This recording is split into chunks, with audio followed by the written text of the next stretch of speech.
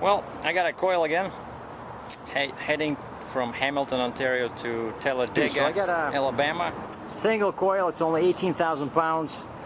So I used 3 chains, which is basically an overkill already, because these are, you know, 3/8 chains, right? But my spools are only rated for 5,500 pounds, right? That's always a good idea to check. Each trailer should have something like this, like I was saying in my previous videos. You see, like my strongest one, in rail chain tie down, 6,100. So that's one of these babies, right? Just unfortunately it was too close. It was too close to the coil. Like I tried to hook it up here, and like, you know, just the binder is too long. So I use these ones, and see the spools. Oops, sorry, wrong spot. Pipe spool is only rated for 5,500 pounds, but stake pocket is even worse. It's 4,500 pounds. But I use a combination, so they should be fine. So coil racks, I use the lightweight aluminum ones. I bought some just basic car floor mats, you know, so 2 of those under each coil rack. And I bought these timbers 4x4 at the Home Depot. Here in Canada they're like $8 each. I keep losing them. See, now I bought 4, because you know how many times I'm gonna spend money on this. And then of course you have to use edge protectors. One tip I learned, right, is that very important, is when they load this, like these things can twist.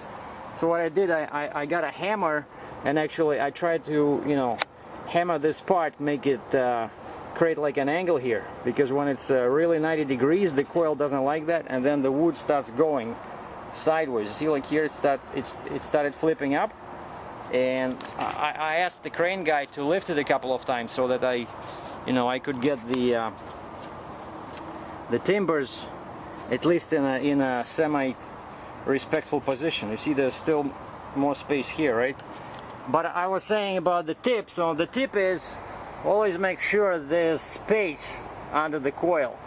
Like some of those bigger ones, you know, you have to use a second timber. Sorry, the sun is from there, from that side. You have to use a second timber. So once it happened to me, like I didn't notice, and then a guy was loading next to me. He said, "Hey, buddy, you know, just the coil is sitting on the floor of your trailer."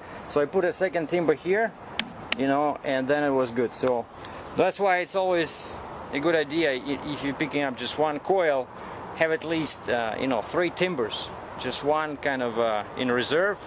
You know, you never know, they're all different. So like my previous coil was much more narrow. This one is like freaking as wide as a trailer. So now the fun begins. See that black ugly thing on the asphalt there, on the concrete?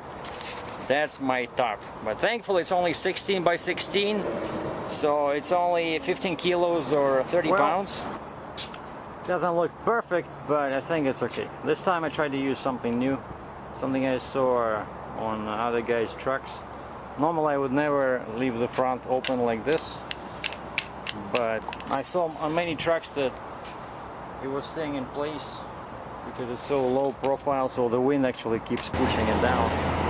Well, it's a couple of hours later, and the miracle I was hoping for did not happen. The front of the top was bubbling up, you know, and raising.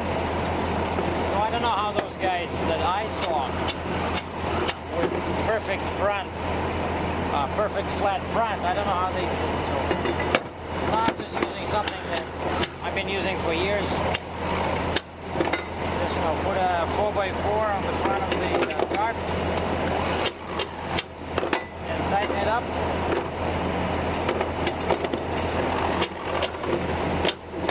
So this should take care of that problem. I also opened the sides and checked the chains. One chain was a bit loose, so I tightened it down.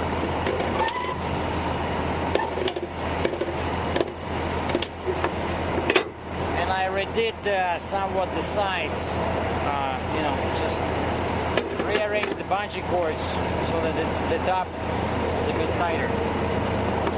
So now it looks like this: 4x4,